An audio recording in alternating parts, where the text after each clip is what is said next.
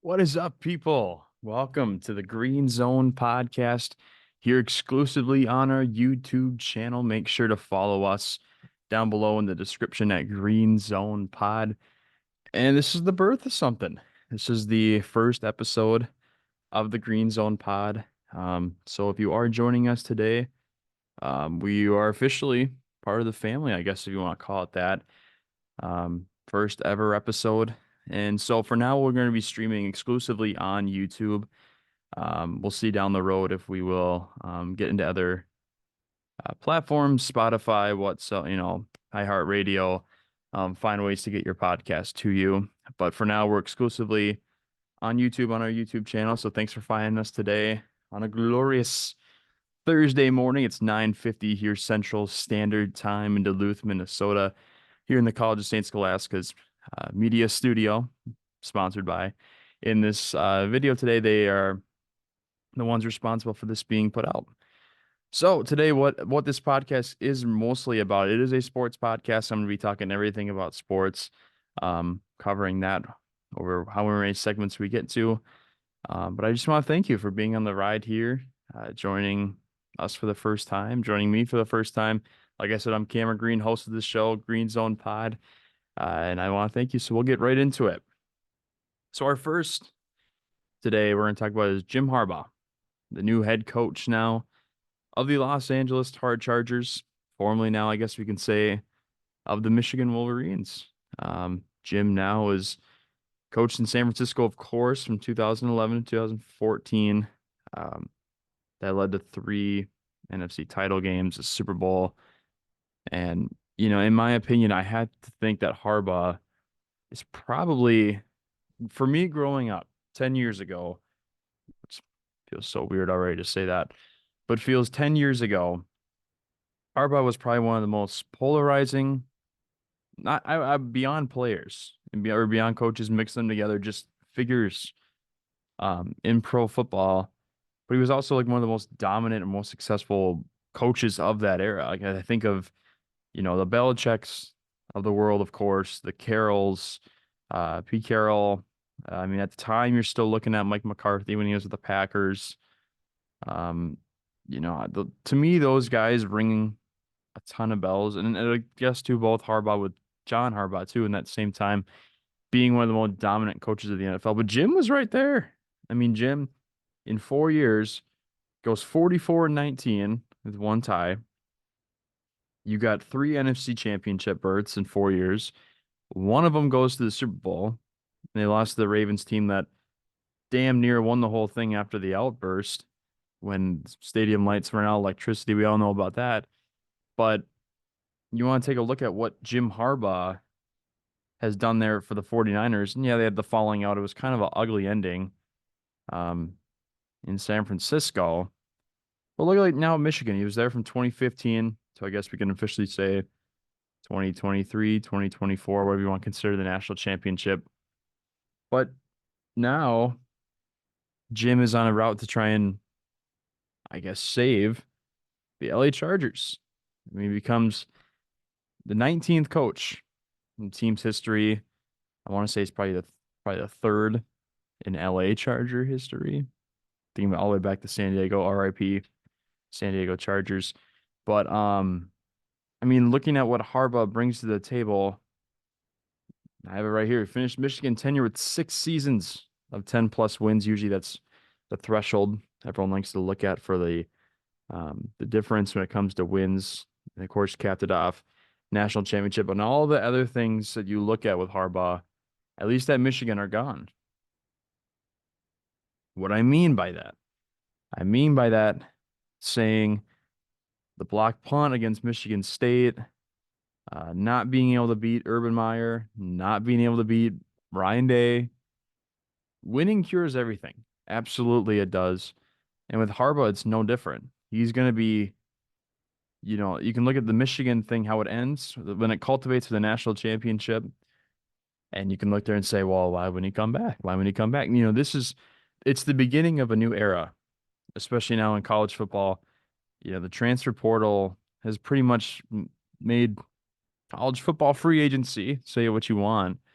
Um, But, guys are not tied down to schools anymore. I think one of the reasons Nick Saban retired is you probably look at it, Saban's 72 years old, and you probably look at it and say, you can say the long work days and say what you want during the season, but recruiting wise, trying to bring kids in, fit the mold of being what Alabama football is all about. And then you look at it, I work my ass off to try and get this kid to where we want him to be. But he's upset because he doesn't get the playing time that he wants or feels that he deserves as a freshman or as a sophomore. And he leaves. And then that kid goes to play, when you're an Alabama transfer, you can pretty much go wherever you want. Say that kid goes to Florida, he'll play 2 years at Florida, find his way in the NFL draft, and so on and so forth. That some of these coaches, I kind of feel like, what's the point? What's the point in putting all this effort into finding, you know, a handful of kids that you think might really be special?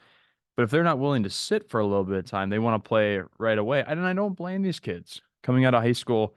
If you're being recruited by the Ohio States of the world, the Michigans of the world, the Alabamas, the LSUs, the mecca of college football, you might not want to sit right away. But at 18 years old, going up against a kid who's been in a program for 3, 4, 5 years, hell, even in this day and age, we're talking like 7, 8, 9 years, that kid has some serious disadvantages when it talks about just physically where he's at, where he's at on the spectrum of, are you ready to play football? Are you ready to go to the NFL? There's people at different levels in college football all around.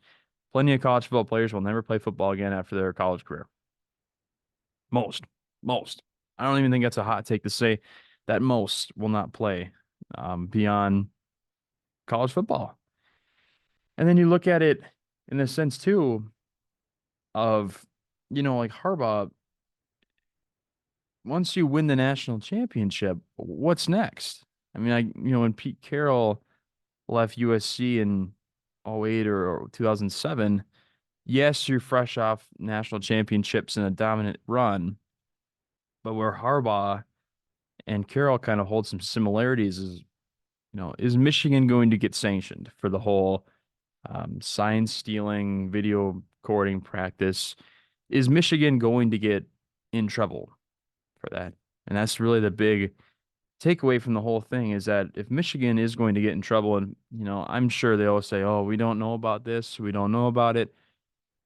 It's Harbaugh's program. He probably knows after getting a 3-game suspension or 4-game, whatever it was, that there's probably going to be more repercussions coming your way. And whether that's postseason play, recruiting, taking away any sort of wins, vacating anything. And I don't blame him when a team offers you a 5-year contract. I predicted this once the national championship was over. I said Harbaugh's going to the NFL. Why? Number one, you have a team that is desperate to win, the Chargers. But for Harbaugh personally, too, where's the challenge? I know all these coaches probably function like they want the challenge just as much as they want to win, they want to lose. They want a challenge that makes them work hard, put in the work, and then rise to the occasion, just like all these coaches do when they build up programs. They don't instantly come in, ranked top 5, and then that's it. Some of these guys come in. I mean, Michigan was not a quintessential #1 program when Harbaugh got there. You bring it in, you bring in the right pieces, right coaching staff, right players, develop those players, and you find a way to make all of that work, and it cultivates a national championship. Yes, it took 8 years to do for Harbaugh, but that's the apex of like how high do you want to go? And then I look at now, so the Chargers, they're a challenge. They're a challenge, and in the sense too, most coaches are not going to leave a pretty cozy job, or any person would take a cozy job on a gamble. You're going to go to a team that either has a high draft pick, has a franchise quarterback, or is committed to signing a franchise quarterback. And this year's free agency quarterbacks, There's Ryan Tannehill, Baker Mayfield, Kirk Cousins. We know what Vikings are going to do with him. We're not sure yet. But in that sense, too, Justin Herbert, possibly a generational talent at the quarterback position. And he spits on your shoes because Brandon Staley couldn't really get much out of him for this past year. And they were dwindling 500 team below 500 team. Um, with some of their coaching hires since Herbert's been drafted. And I think what Harbaugh sees is I'm going to take a Herbert kid and elevate him just as Mike McDaniel did with Tua. Tua Tagovailoa, I don't think was a top 10 to 15 quarterback um 2 years ago before McDaniel got there 2 years ago. McDaniel got there last year. Tua, had he played probably every game, I would have assumed he would have led the league in passing yards. Led him, I believe, in passing yards per attempt. It was right up there for passer rating. I'm not sure if Tua won the passing gig or not, but what I mean by that is, in a sense, Harbaugh is going to a place with some stability. I mean, I don't want to say course to action, but there's a road there that can lead to playoff success, that can lead to a Super Bowl. D'Amico Ryans now has CJ Stroud, first year coach, signed up for something that you're going to get a franchise quarterback. Sean Payton, left the booth at Fox to try and do that in Denver.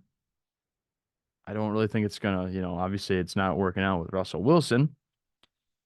But, when you look in the sense too that Denver's going to move on from Wilson, and there's a number of quarterbacks. Sean Payton, I don't think is going to be just waiting around to find this quarterback. I think there might be a push for Kirk Cousins in Denver. I think there might be a push for Baker Mayfield.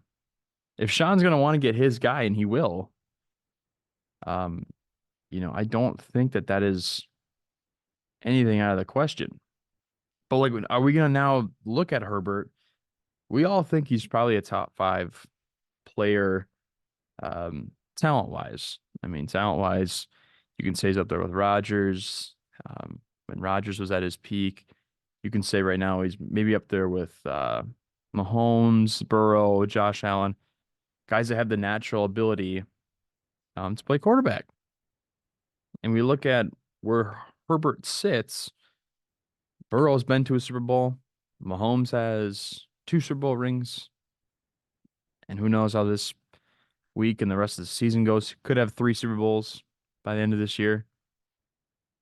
Josh Allen has won multiple playoff games. Aaron Rodgers, 4-time MVP. We don't have that for Justin Herbert. We don't even have the playoff success. We choked last year away with Jacksonville, and it's not just Herbert. So don't spin my words around. But what I mean is the Chargers don't have playoff success with Herbert, and I don't think that's a fault of Justin's. Justin's a good quarterback. I think any of these teams would love to have Justin Herbert in a heartbeat. Looking at exactly what he brings to the table, the upside of Justin Herbert is far greater for Jim Harbaugh to come in and do than the upside of, say, if he would have taken the Atlanta job that Belichick, everyone says, is likely his. The Bill Belichick gig in Atlanta, it's not going to be Desmond Ridder. It's not. It's not going to be. Whether that's Justin Fields, whether that's someone else, but it's not going to be Desmond Ridder. But the Atlanta job is a lot more of a risk.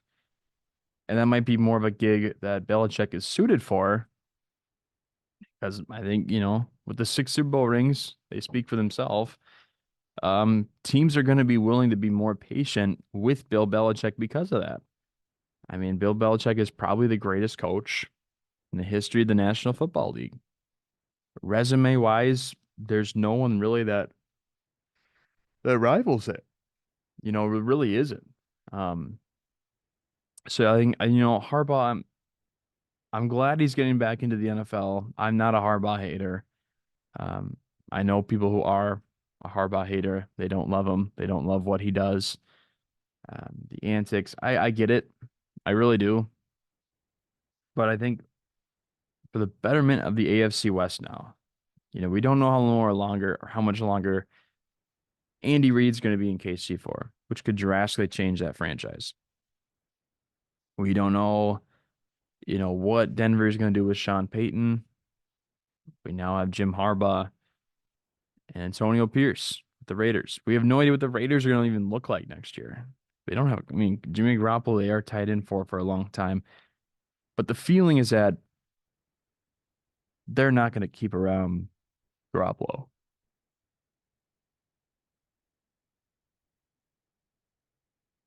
But you look in a sense too. I don't really think that you can fight that. And that Harbaugh going to be the Chargers now new head coach is not going to have drastic effects on exactly whatever LA wants to do going forward. And it's going to change a lot. They're going to have to get rid of some cap space. Khalil Mack, Keenan Allen, Mike Williams, Austin Eckler. Really disappointed last year. So you look at the LA Chargers team, I think with Harbaugh going back, it's gonna be just fine. Jim Harbaugh back in the NFL, I have no problem seeing that being a success for LA. So moving on to our next topic here, today on Tuesday, we found out who is going to be inducted into Cooperstown into the Baseball Hall of Fame, and the annual haters of the process of how that works come to light just about like clockwork every year. You look at it with Adrian Beltre, Todd Helton, and Joe Mauer being the ones elected. I pulled my ballot here. Beltre getting 95.1% of vote. Helton getting 79.7% of the votes, totaling 307 votes. And Joe Mauer getting in by just 4 votes with 76.1%. Obviously, of course, that 75% threshold is the one you have to cover. So it's going to be 2 first ballot Hall of Famers. Helton, I have no idea how this is his 6th ballot. I'm just looking at the numbers here. He's got a higher batting average than Adrian Beltre. The 953 OPS is 144 points higher career-wise than Beltre. Yeah, Beltre has almost 3,200 hits, but he played he played 700 more games than Helton. So, if Helton would have played 20 years, yeah, I don't think we'd have any problem putting Todd Helton into the Hall of Fame. And I feel so bad for him because a 6th-year Hall of Famer for Todd Helton does not seem like that should be it. I think Helton should have probably went in on his 3rd year. But if there is going to be a ballot in which he's on and gets in, this was probably the one. Because that's really, looking at the other ballot here, Billy Wagner misses it with 73.8%, so he'll be on the ballot for the final year next year. And I think he'll get in. You're at 74%, you're gonna have 3 guys getting in. I think next year when you look at the first ballot Hall of Famers, Ichiro Suzuki should probably almost be a unanimous choice. I think he'll be right around Beltre's 95%. CC Sabathia, in my opinion, I think CC is a Hall of Famer. CC's recorded over 3,000 strikeouts, pitched a ton of innings. I think CC will probably be, if he was being voted in, I think right about an 80%. I don't think CC's a shoo-in Hall of Famer, but I think that Sabathia played long enough and proved long enough that he can be an ace of any rotation for what he was for just about most of his career. So I think CC is going to get in first ballot. I look at the other first ballot Hall of Famers. Dustin Pedroia, MVP winner, yes. Injuries derailed that dude's career, but in looking this sense too. But with Joe Mauer getting in now, and I know the catching position is a totally different sense of what being a Hall of Famer entails, but as a catcher position, Mauer's 9th in WAR, and all 8 above him are Hall of Famers. It makes sense to put Mauer in the Hall of Fame, but what they're doing with Mauer is totally looking at the peak. And with Dustin Pedroia, you have a case that the peak was good enough to be Hall of Fame worthy. It's all relative. Being an all-star 4 times, being an MVP winner, of course, in his second full year, winning Rookie of the Year, finishing top 10 for MVP voting 2 other times, along with winning it, of course, in 2008. So, I mean, with Dustin Pedroia, but he has less than 2,000 hits, just around a 300 average. But I mean, looking down this stretch of his career from 2017 and 2019, the last 3 years, played 114 games at 33, 34, 35 years old. I mean, this dude's body failed him just way before we were ready to be done with him. Pedroia, I love the guy. He was a great second baseman. I just don't see how you can put Pedroia in the Hall of Fame. I think he's in that Hall of Very Good, just like Ian Kinsler, Tulowitzki, Curtis Granderson, guys who are also I'm looking at here on the first ballot. The only one I can maybe see being a Hall of Famer, and I don't know if you can do it though off the first ballot, is Felix Hernandez. So in King Felix, you got the entire year in Seattle thing, 15 years, Cy Young winner once, finished within top 10 voting 4 other times, excuse me, 5 other times, getting MVP votes 5 times, finishing your career with 169 wins, 136 losses, 2,500 strikeouts, take it into a 162 game average. You're averaging 205 strikeouts a season. I mean, the ERA plus at 117, it's above average, of course, as we know. But I think King Felix deserves to get in because if we look at here from 2009 to 2016, Felix at least had more than 10 wins in a season. And in that time, too, he never had a losing season. He was 500, 14 and 14 in 2011. But Felix never had a losing season in those years. I mean, ERA of 3.42. King Felix was the man. From in the mid 2010s, he threw the perfect game. Um, he's a 6-time All-Star. I really think Felix Hernandez could be a Hall of Famer. I don't think he's a first ballot Hall of Famer. Um, I think it's going to be Ichiro and Sabathia. The more I think about it, next year for first ballot guys, and I think Billy Wagner's going to get in. You're at 73.8% heading into your final year. Everyone knows the final year seems to be the year people vote for you more. Andrew Jones, I think, certainly belongs in the Hall of Fame. He's at 61.6% based off this year's ballot. Carlos Beltran, we all know why he's not in right now. Beltran probably could be a first or second ballot Hall of Famer. We all know that. Um, very similar numbers, kind of in a sense, to Vladimir Guerrero a little bit. Guerrero, of course, has a better batting average, but 435 home runs, one of the best switch hitters ever. 9-time All-Star, 312 stolen bases. Really nothing Beltran couldn't do. And we all know why he's not on there. They wanted to give him a punishment for being part of the Astros sign stealing scandal, and I totally get that. But Beltran's going to pick up traction as he has every year since being being on the ballot for the first time. But then we look at the gray area is so hard. And this is where I talk about, the haters coming in every time.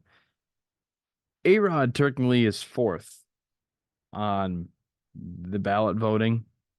Manny Ramirez fifth. And we know about Bonds, Clemens, Sosa, McGuire, Palmeiro. Did I already say Clemens? I think I did. But Roger Clemens. I'm trying to think of other, guys in my head that I can think of on that steroid path. But you know what I mean. Guys, you can put Gary Sheffield probably in there now too. Guys who aren't voted on the ballot. And if you look at me, if Bonds didn't make it, I don't think A-Rod makes it, just from the whole precedent of, if Bonds is in the Hall of Fame, being put in on the baseball writers, which I totally agree with. And for my generation, that's a hot take because I think my generation of fans really appreciated, I didn't get to see McGuire and Sosa in 98. I never saw Bonds break the single season and all-time home run record. little too young for that. Never saw, like Sosa in the 90s, Palmeiro, Clemens, never really was uh, quite around for that dominance. But I can tell you that my generation totally benefited from that era of baseball, um, because those guys saved baseball. They really did. And that's, kind of my problem, I guess, in a sense too, of where the gray area lies, because, Major League Baseball allowed it to happen, really did. But then once everyone gets out of the game or retires, or yeah, you need to get clean, then it's a problem. And and Alex Rodriguez, again, there's another gray area because A-Rod got suspended back in 2013. Um, much after the steroid era, but A-Rod been associated with steroids for most of his career. And he admitted to him, admitted taking steroids. You got guys who won't admit to it.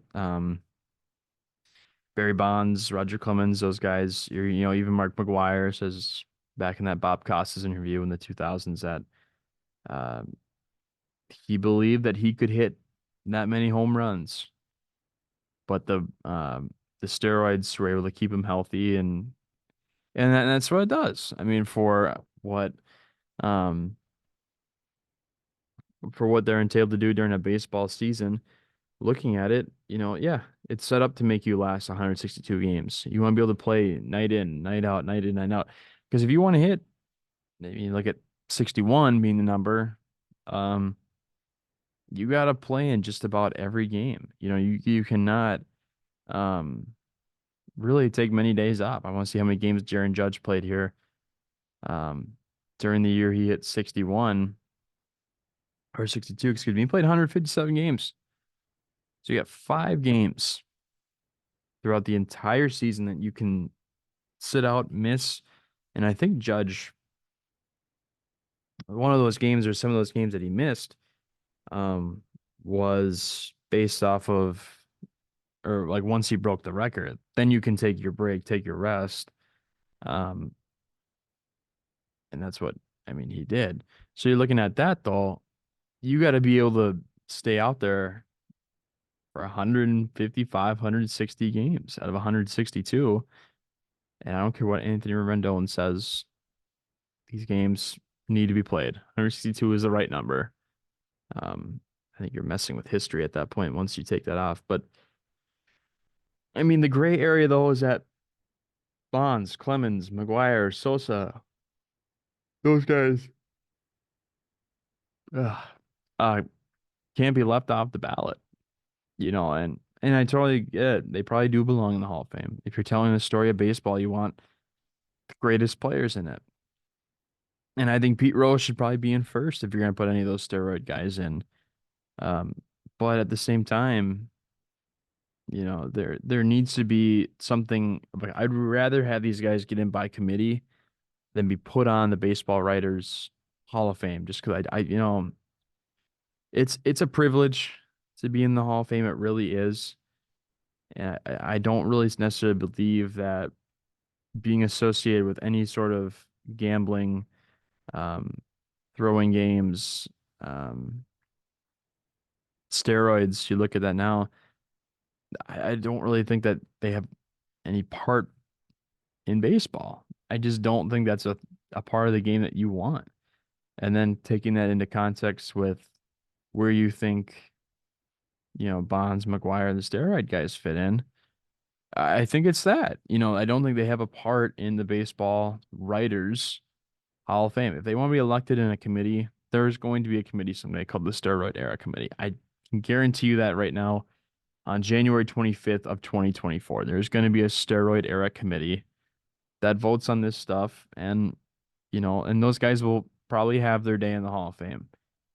It might be a more of an FU day than like a rejoiceful day, but you know, I think what the baseball writers did this past year, electing Beltre, electing Mauer, um, I think that was the right ballot in my sense.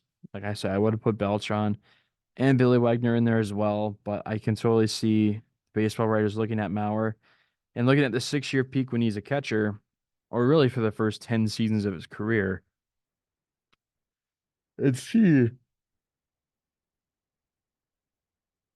and see excuse me, seeing what they can bring to their team. I mean, Mauer did stuff that no other catcher did. Um, and then take that and put into context there. Joe Mauer is probably one of the best catchers ever to do it.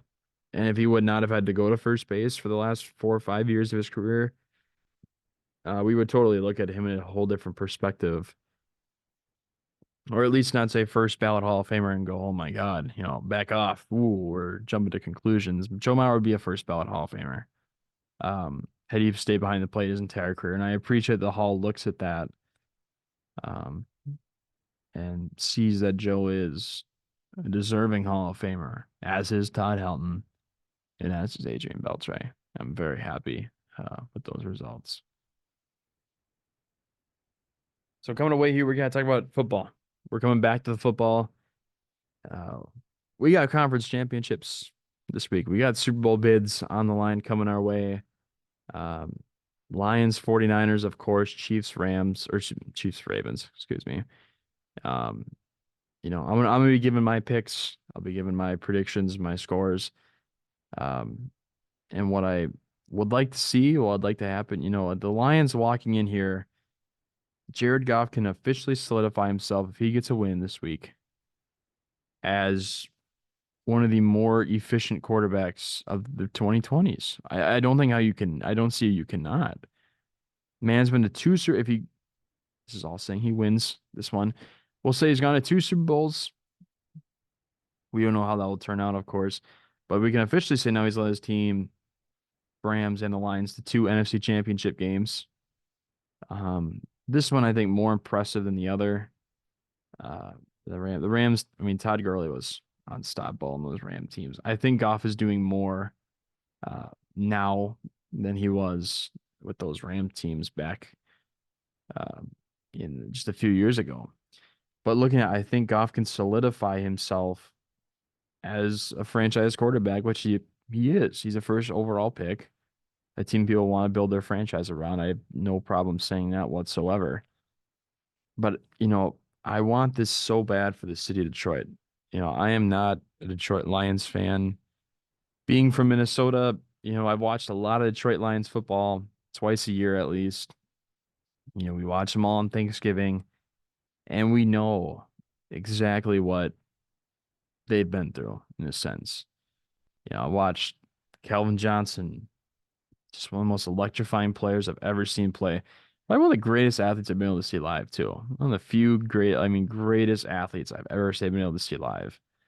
Um, but Calvin retiring early, young, and um, looking at the other way too.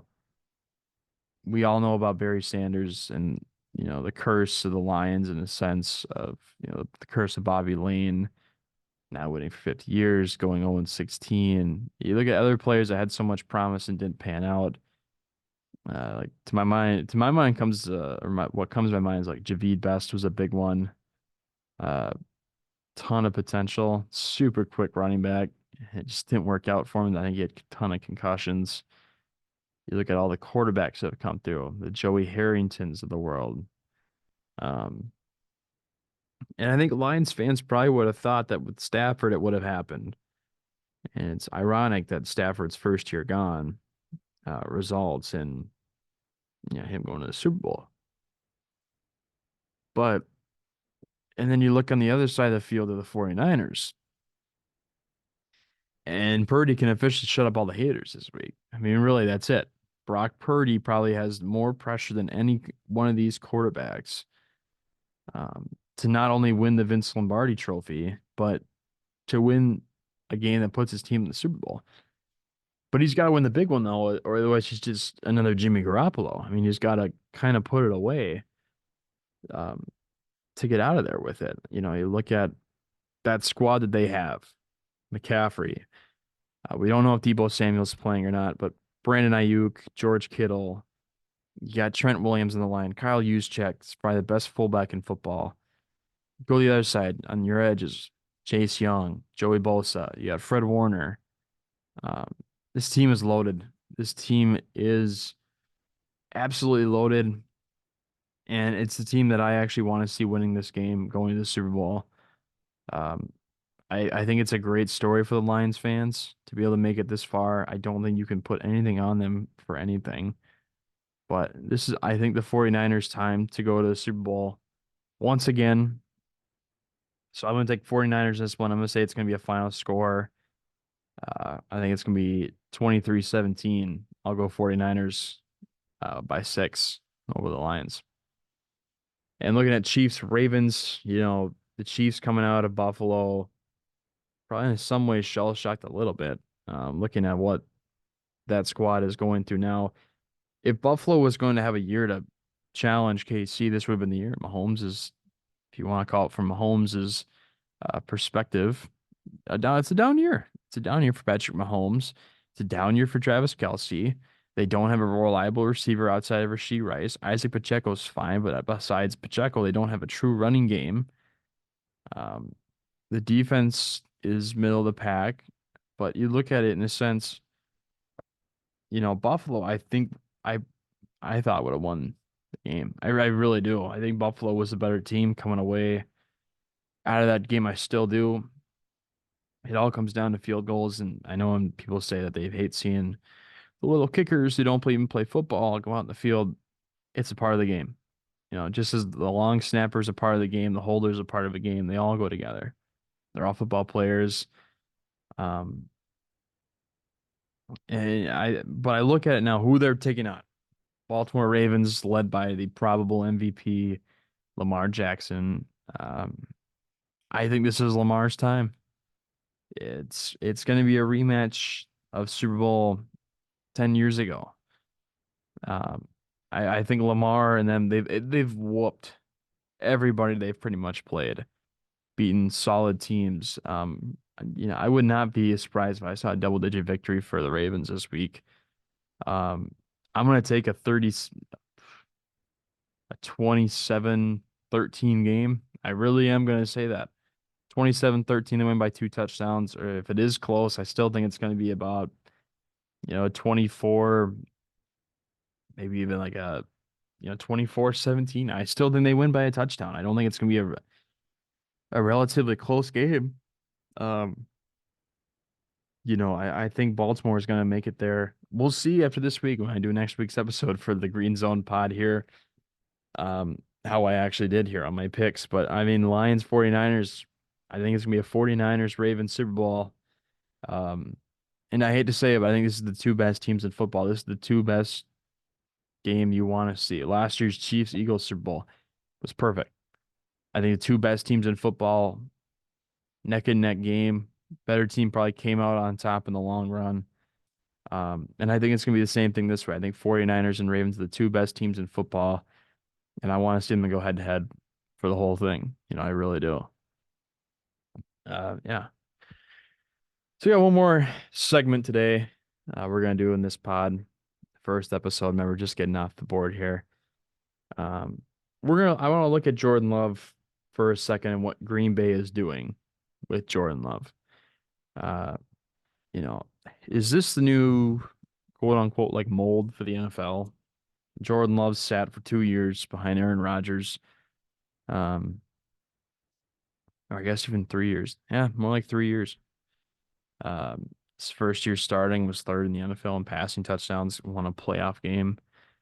But we look at Love sat for 2 to 3 years and now looks super ready in the NFL. And you see time and time again, Bryce Young did not look ready this year. I thought Andy Dalton should have started the season.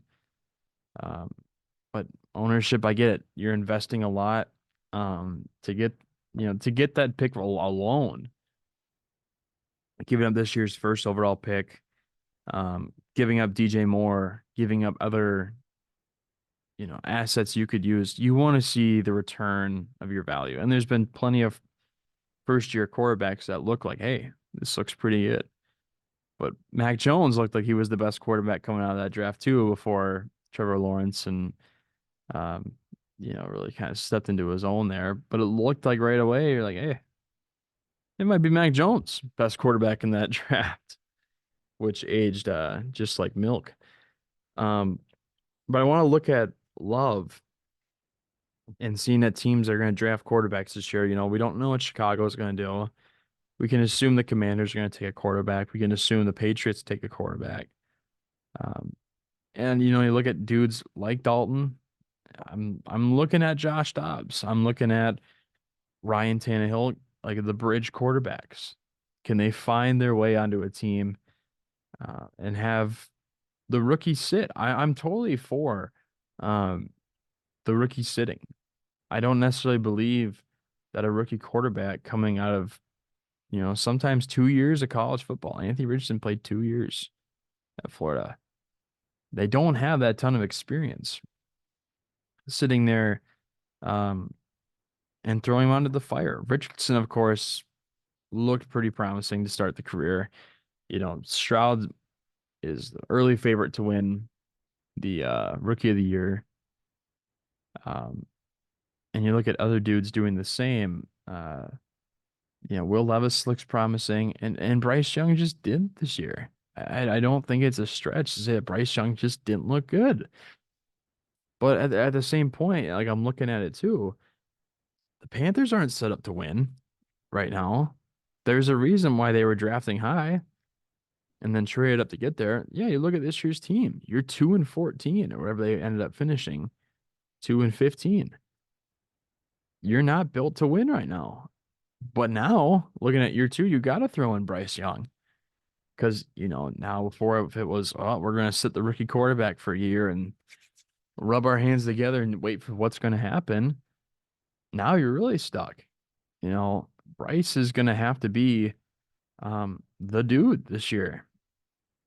And if not, how many years are you going to give him? You going to let him go the 4 years because they're not set up to win?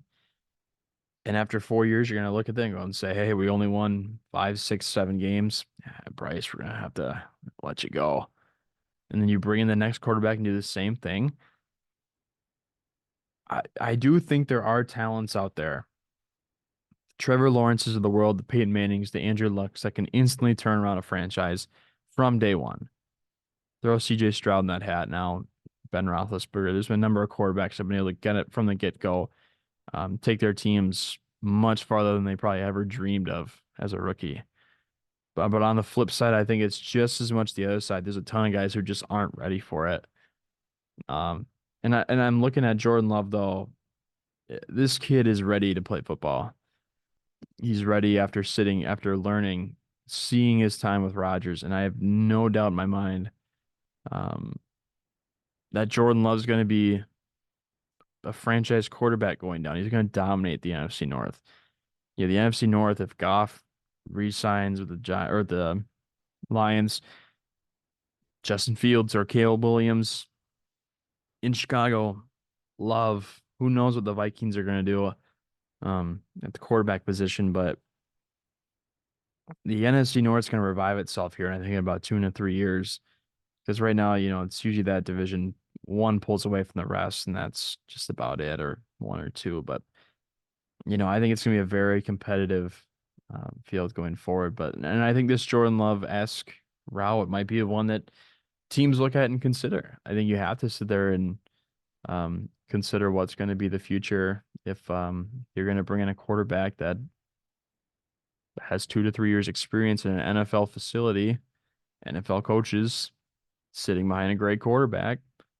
Um, it might have ruffled some feathers taking Love in the first round, but I think it's paying off here in the long haul. So I don't know if teams are going to take a quarterback 2 or 3 years in advance and say, well, we want a quarterback right now because we feel we can win now. There's going to be totally teams that sit there and think that.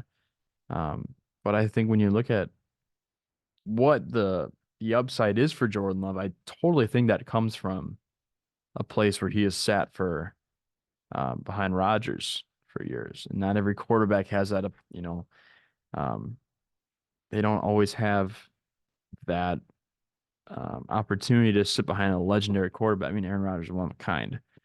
Drew Brees, one of a kind. Peyton Manning, one of a kind. Brady, one of a kind. And if someone gets brought in and they're sitting behind Joe Schmo, you're not going to learn as much. And that's the unfortunate part with it. But I think when a team needs to know when a quarterback is available, that can be their guy. I think that the Jordan Love success that he has had is going to definitely play into that going forward. I have no doubt at all in my mind. Yeah. So I want to thank you all for listening to the Green Zone pod today. First episode under the books. Officially, we can say January 25th, 2024. It's the first episode. It's a milestone. I'll be back here next week recording an episode. We'll see if we do it Tuesday, Thursday, maybe just Thursday, maybe just Tuesday. We'll see how that works and where that goes. Remember, stay and follow us on our Twitter, Green Zone Pod, and of course our YouTube account here where we'll be able to post all our clips, all our full episodes. And hopefully you just stick around for the ride because it's gonna be a pretty fun one, I think. So I want to thank you all for listening. Have a good rest of your day. Peace out.